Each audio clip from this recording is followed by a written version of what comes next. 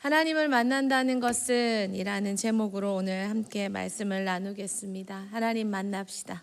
하나님 만난다는 것. 우리는 하나님 만나면 됩니다 라는 말을 자주 합니다. 하나님 만나면 됩니다. 정말 그렇습니까? 그럼 하나님 만난다는 게 뭘까요? 하나님 만나면 다 된다는데, 하나님 만나고 싶은데, 하나님 만나면 참 많은 문제들이 해결돼 받고 또 인생이 바뀌는 것을 우리는 성경에서 자주 경험합니다. 보게 됩니다. 그리고 저와 여러분도 사실 이 경험을 했습니다. 그렇기에 우리는 경험적으로 또 믿음으로 하나님 만나면 됩니다 라는 고백을 하게 됩니다. 사울이 예수님을 만났습니다. 그리고 그는 사울에서 바울로 완전히 바뀌는 인생이 되었습니다. 아브라함이 하나님을 만났습니다. 아브라함에서 아브라함이 되었습니다. 높은 아버지에서 열국의 아버지로 그 이름이 바뀌었습니다. 야곱이 하나님 만났습니다. 속이는 자에서 하나님의 나라를 세우는 이스라엘로 바뀌었습니다. 하나님을 만나면 성경에서 많은 사람들이 이름도 바뀌고 인생도 바뀌고 또 사람도 바뀌는 걸 보게 됩니다. 그래서 성경에서는 하나님 만난다고, 하나님 만나는 많은 사람들의 이야기를 하고, 또한 일상에서 우리가 그랬던 것처럼 하나님 만나면 됩니다 라는 말을 많이 하게 됩니다. 하나님을 만난다는 것, 그것은 이 시대에 성령님을 만난다는 것입니다. 오늘 그것에 대해서 말씀을 나누고자 합니다. 하나님 만난다는 것 첫 번째입니다. 우리 같이 한번 읽어보겠습니다. 네. 하나님을 알기 위해서 그것은 성령님을 경험하는 겁니다. 하나님 만난다는 것은 동일하게 성령님 만난다는 것과 이 시대 같은 말입니다. 요한복음 14장 우리 16절에서 17절만 같이 한번 보겠습니다. 시작. 내가 아버지께 구하겠으니 그가 또 다른 보혜사를 너희에게 주사 영원토록 너희와 함께 있게 하리니 그는 진리의 영이라 세상은 능히 그를 받지 못하나니 이는 그를 보지도 못하고 알지도 못함이라. 그러나 너희는 그를 아나니 그는 너희와 함께 하시며 또 너희 속에 계시겠음이라. 그가 또 다른 보혜사를 너희에게 주사, 보혜사, 돕는 이. 예수님은 제자들에게 이 보혜사를 보내주시겠다고 약속하셨습니다. 그리고 이 보혜사 성령님이 오심으로 하나님을 아는 그 길이 성령님을 통해 열리게 된 것입니다. 좀 더 세밀하게 본다면 첫 번째는 예수님도 성령님을 의존하셨습니다. 여러분, 예수님은 성령으로 잉태되셨습니다. 남자와 여성의 만남이 신체적 만남이 아니라 성령으로 예수님은 잉태되셨습니다. 그리고 예수님은 어린 시절 자라는 동안 성령님을 통해 배우셨고 성령으로 세례를 받으셨습니다. 그리고 예수님의 사역은 성령과 함께 성령 가운데 사역이 시작되셨습니다. 예수님의 이 땅에서 인생이 예수님도 철저하게 성령님을 의존하셨다면 우리는 말할 필요도 없지 않을까요? 또한 두 번째로 성령님 없이는 예수님도 성령님도 분명히 볼 수 없습니다. 성령님 없이는 예수님도 성령님도 우리는 알 수 없습니다. 예수님 시대에 바리새인들은 아주 놀라운 뛰어난 성경 지식을 가진 사람들이었습니다. 그러나 바리새인들이 예수님 알아봤습니까? 몰라봤습니다.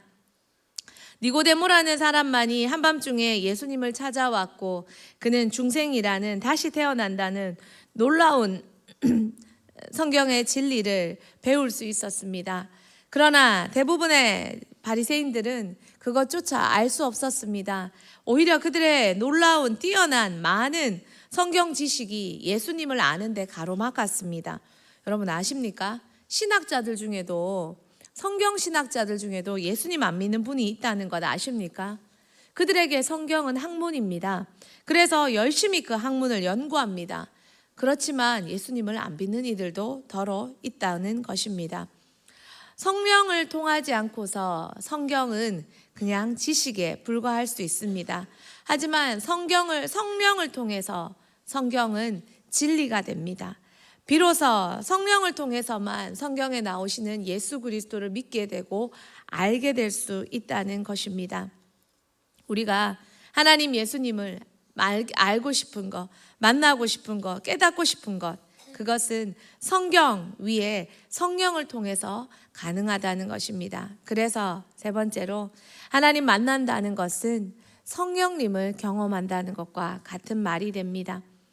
성령은 우리를 진리 가운데로 인도하시는 분이십니다. 성령이 오실 때 우리는 비로소 말씀이 지성으로가 아니라 진리로 깨닫게 되는 것입니다. 성령님을 통해서 진리로 말씀을 깨달을 때 많이 하나님을 아빠, 아버지라고 부를 수 있게 됩니다. 신학자들이 얼마나 성경 지식이 해박합니까? 근데 그 사람들이 그분들 중에 성령을 통하지 않고 성경을 아는 자들은 결코 아무리 많은 성경을 알고 있어도 하나님 보고 아빠, 아버지라 부를 수 없습니다. 그러므로 성령을 통해서 성경을 알아야 되고 관계가 형성돼야 됩니다. 로마서 8장 우리 38절 39절 같이 한번 읽어볼까요? 확신하노니 사망이나 생명이나 천사들이나 권세자들이나 현재일이나 장래일이나 능력이나 높음이나 깊음이나 다른 어떤 피조물이라도 우리를 우리 주 그리스도 예수 안에 있는 하나님의 사랑에서 끊을 수 없으리라. 아멘. 우리를 하나님의 사랑에서 끊어지지 않게 지켜주시는 분, 그분도 성령님이시라는 것입니다. 하나님을 알게 하시고 하나님과 관계 맺게 하시고 아빠 아버지라 부를 수 있고, 그래서 그 관계가 영원히 끊어지지 않게 만들어 붙들어 주시는 분, 성령님이십니다.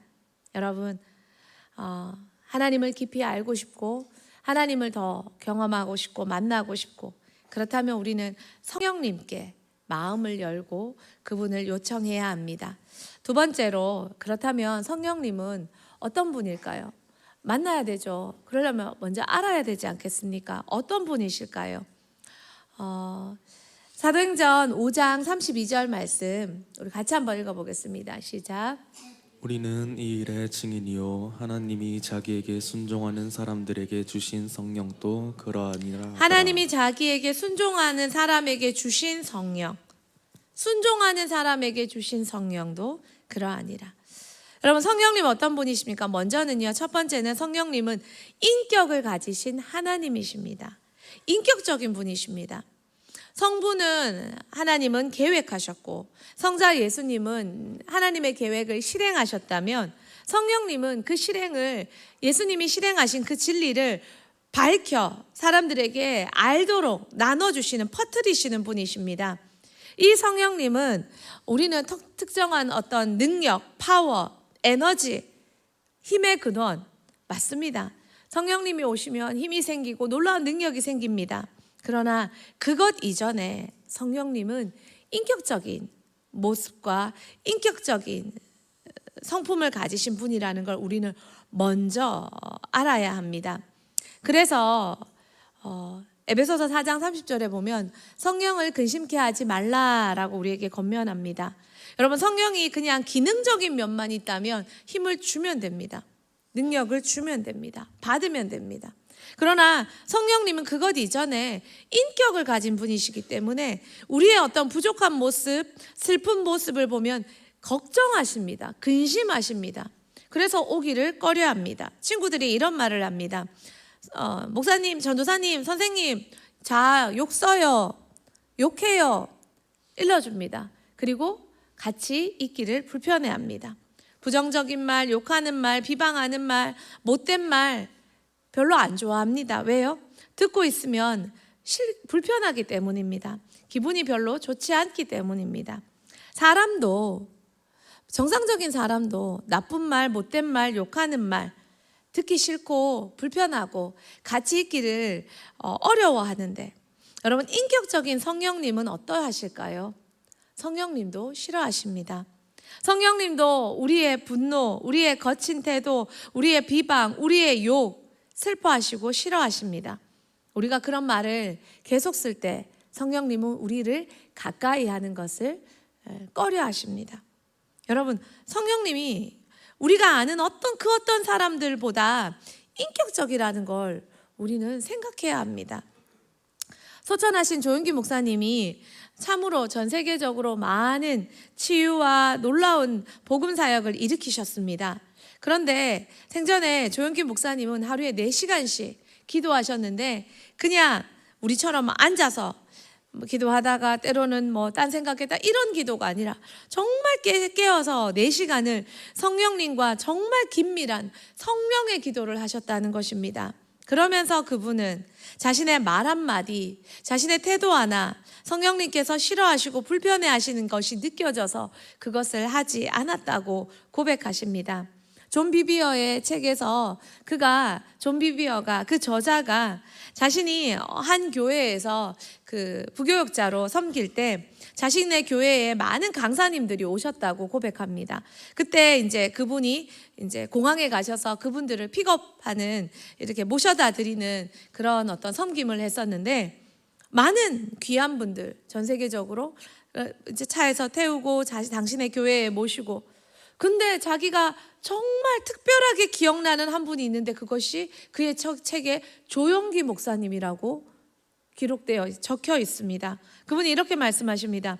그분이 타시는 순간 당신의 차 뒷좌석에 타시는 순간 느낌이 정말 성령님이 그 차에 임재하시는 게 느껴졌다는 겁니다. 그래서 자기도 모르게 울었다는 겁니다.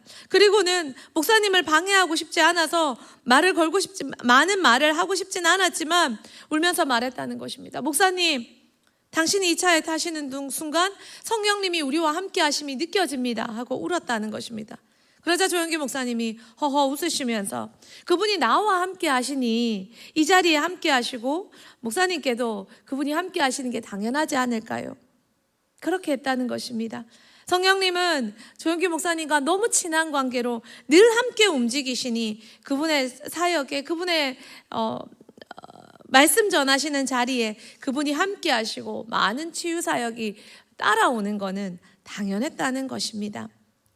여러분, 성령님은 관계를 귀히 여기시는 분이십니다.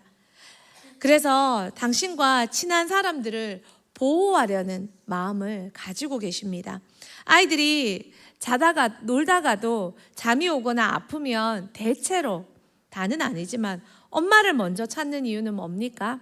엄마의 보호와 따뜻한 성품, 여성의 모성애, 그리고 엄마 뱃속에서의 함께 있었던 시간들을 아이들이 기억하기에 잠이 오거나 몸이 불편하거나 하면 아이들 대체로는 아빠 품보다 엄마 품을 편안히 여기는 것 같습니다.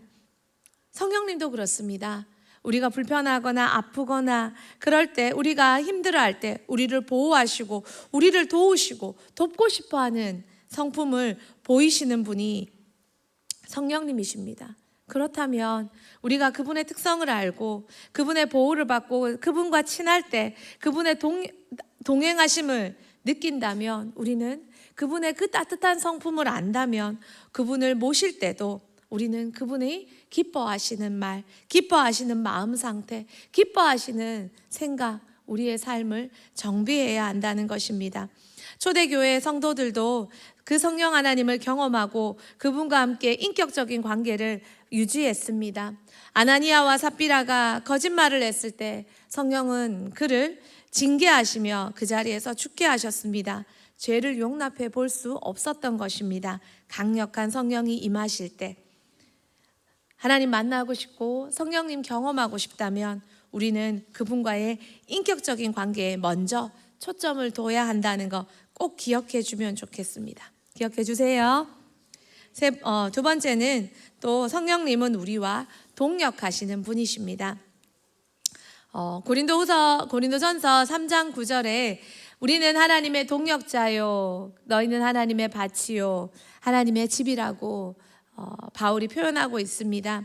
구약에서 하나님의 능력은 어떤 사건, 특정 시간에 임재하셨다면 신약에서는 성령님께서 24시간 연중무휴로 우리와 함께하고 계십니다. 우리를 함께하시고 우리를 돕고 앞서 일하시고 우리와 동력해 주십니다. 성령님의 이 동력하심의 기적, 역사가 너무 크기 때문에 사람들은 성령님의 능력, 성령님의 일하심을 먼저 생각할 때가 많습니다. 그래서 이것이 너무 우리에게 강하게 느껴지다 보니까 때로는 성령님을 마치 무슨 기능처럼 어떤 일이 있으면 어떤 축기의 어떤 기능처럼 어둠을 쫓아내고 어떤 일을 해내고에 먼저 포커스를 맞출 때가 많습니다. 하지만 성령님은 인격적인 분이시기 때문에 그 사람과 친밀한 관계에 오시면 그 다음은 이 능력은 저절로 펼쳐집니다. 그분은 친한 사람들과 함께 일하는 것을 기뻐하시기 때문입니다. 베드로, 빌립, 바울 그들 모두 성령님과 함께 일했고 그들의 사역에 놀라운 열매가 맺혔습니다. 사도행전은 성령행전이라고 말하지 않습니까? 사도행전 8장에 빌립이 사마리아에서 광야로 가라는 성령의 인도를 받습니다. 그리고 거기서 에디오피아 내시를 만나고 거기서 그에게 복음을 전하고 세례를 주고 아프리카 선교, 아프리카 복음의 길이 그 자리에서 열리는 걸 놀라운 역사를 보게 됩니다. 성령님은 우리와 함께 할 때 우리가 할 수 없는 일, 많은 능력과 많은 기적과 또한 강력한 복음의 역사를 열게 되는 걸 보게 됩니다. 여러분 가정에 성령의 역사가 필요합니까? 여러분 가문에 성령의 놀라운 일하심 필요합니까? 여러분 목장에 우리 있는 곳에 먼저 이 새벽에 깨어 기도하는 우리가 성령님과 더 친해집시다. 성령님 속에 더 강력하게 머뭅시다. 그래서 조영기 목사님처럼 또 성령님과 강력하게 동행함으로 나와 함께 있는 사람은 그 성령님을 경험하게 되고 나와 함께하는 자리에는 그 성령의 역사가 일어나는 그 일이 일어나기를 소망합니다. 자, 그렇다면 이 성령님 어떻게 만날 수 있을까요? 성령님은 어떻게 만날 수 있을까요? 요자를 빼먹었습니다. 성령님 어떻게 만날 수 있을까요? 고린도후서 우리 다음은 제목 뒤에 말씀 읽기를 안 해야 될 것 같아요. 자, 고린도후서 13장 말씀 읽고 나서 또 띄워줄게요. 같이 읽어봅시다. 시작. 주 예수 그리스도의 은혜와 하나님의 사랑과 성령의 교통하심이 너희 무리와 함께 있을지어다. 네, 이렇게 성령의 은혜 교통하심이 우리와 함께 하기를 바울은 축복했습니다. 제목 다시 띄워주세요. 네, 성령님은 우리와 함께 하십니다. 그리고 그렇게 함께 하시기를 바울은 바래 주었습니다. 그렇다면 이 성령님은 어떻게 하면 만날 수 있고 어떻게 하면 함께 할 수 있을까요? 첫 번째입니다. 같이 한번 읽어봅시다. 시작. 앞서 말씀드린 대로 성령은 너무나 인격적이시기 때문에 존중하는 곳에 역사하십니다. 사람도 인정하고 존중하는, 나를 존중해 주는 사람을 기뻐하고 좋아하고 그 사람과 함께 있기를 원하듯이 성령님도 우리가 인격적으로 초청하고 모셔드릴 때 성령님도 그 자리에 오시게 됩니다. 여러분, 성령님에 대한 최고의 존중이 뭔지 아십니까? 우리가 말은 성령님 초청합니다, 존중합니다 이렇게 고백합니다. 그런데 말은 그렇게 하는데, 물론 말도 안 그러면 여러분 말도 안 바꾸고 욕 안 바꾸고 하나님 나 안 만나주는데요 이렇게 말하면 여러분 우리 삶을 돌아봐야 돼요. 성령님 만나기 위해서 우리의 삶을 정비해야 돼요. 그런데 말과 마음을 정비해야 되는데 성령님에 대한 최고의 존중이 뭘까요? 앞서 읽은 대로 사도행전 5장 32절, 바로 자기에게 순종하는 자에게 주신 성령. 성령에 대한 최고의 존중은 바로 그 사람의 말을 듣고 행하는 것, 순종이 바로 최고의 존중입니다. 여러분, 성령님 만나고 싶고 그분을 경험하고 싶습니까? 하나님 만나고 싶습니까? 그러면 시키는 대로 해보십시오. 시키는 대로 해보십시오. 기도의 자리에 앉았는데요, 예, 맞습니다. 그러나 마음가짐까지도, 여러분의 생각가짐까지도, 여러분의 태도가짐까지도 여러분 시키는 대로 한번 해보십시오. 문제가 큽니까? 여러분, 했다 말았다가 아니라 정말 시키는 대로 꾸준히 그렇게 한번 걸어가 보십시오. 정말 성령님께서 여러분의 오시지 않으시는지, 성령은 순종하는 자에게 오신다고 말씀하십니다. 자기에게 순종하는 자에게 주신 성령, 말씀과 양심에 주시는 작은 음성에도 한번 반응해 보십시오. 더 큰 성령이 우리에게 열리게 됩니다. 두 번째는요, 반복되지만 또 한번 읽어보겠습니다. 부드러운 마음, 인격적이시기에 내가 사용하는, 상습적으로 사용하는 상처 주는 말, 분노하는 말, 비난하는 말, 욕하는 말, 성령이 잠시 오셨다가도 근심하시며 소멸하게 되고 약해지고, 그래서 우리는 그분과의 관계를 지키기 위해서라도 우리의 말과 감정을 다스려야 합니다. 그리고 성령을 근심하게 했다면, 마음이 불편하고 이러면 안 되는데 라는 마음이 느껴진다면 우리는 당장 회개해야 됩니다. 혹시 여러분 중에 하나님 나 안 만나준다고 짜증내고 화내는 분 계십니까? 짜증내고 화내면서 하나님이 나 안 만나주는데 라고 말한 친구 있습니까? 말하는 분들 계십니까? 이렇게 말씀을 돌려드리고 싶습니다. 그러니까 안 만나주는 거라고. 그렇게 짜증내고 화내고 분노하고 성령님마저도 내가 부리는, 내 말 잘 듣는 어떤 누군가처럼 성령님 이 자리에 오세요, 나 만나주세요, 안 만나주네? 안 만나주잖아 라는 태도로 우리는 그분을 요청하고 있지는 않는지 돌아봐야 합니다. 때로는 우리가 성령을 근심하게 했던 일들이 생각난다면 우리는 회개해야 합니다. 그리고 회개하고 그분을 요청하고 기다려야 합니다. 그분이 오실 때까지. 그분은 절대 우리가 부릴 수 있는 분이 아닙니다. 가장 인격적이시고 가장 제 시간에, 가장 합당한 시간에, 가장 일하셔야 할 시간에, 만날 시간을 알고 계시는 분이십니다. 그러므로 우리는 그 상태를 준비하고 말씀에 순종하며 기다릴 때, 가장 좋을 때 오신다는 걸 믿어야 합니다. 세 번째는 우리 같이 한번 읽어봅시다. 시작. 네, 띄워놔 주세요. 성령과의 시간을 쌓아가야 합니다. 계속 쌓아가야 합니다. 한 번 기도하고 안 되는 데가 아니라 계속. 조은기 목사님은 하루 4시간의 기도를 하신다 했습니다. 그 4시간이 쌓여서 그는 성령의 강력한 사람이 되었습니다. 초대교회도 성령을 경험하고 그걸로 끝나는 게 아니라 계속 기도할 때 성령은 더 강력하게 초대교회를 통해 일하셨고, 그들은 몰랐던 예수님과 하나님에 대해서 기억나며 더 아는 자들이 되었습니다. 기도하고 계십니까? 더 하십시오. 그 시간이 쌓일 때 우리는 그 누구도 부인할 수 없는 성령의 사람, 성령이 함께 하시는 사람, 그리고 모두가 인정하는 성령이 동행하는 그 사람이 될 수 있습니다. 성령님은 오십니다. 사모하는 자에게, 기다리는 자에게 약속하셨고 반드시 오십니다. 순종하는 자에게 오신다 약속하셨습니다. 그것을 믿고 그분을 더 기대하는, 또 만날 수 있는 우리가 되면 좋겠습니다. 말씀을 맺겠습니다. 세상의 12월은 놀기 좋은 때입니다. 파티하고 흥청망청할 때입니다. 대흥교회의 12월은 성령님 만나기 너무 좋은 때입니다. 여러분, 한 주 뒤에 다시 또 올해를 마무리하고 새해를 시작하는 특별기도회가 열립니다. 그 시간 정말 성령님 만나기 위해 한 주간 몸도 준비하고 마음도 준비하십시오.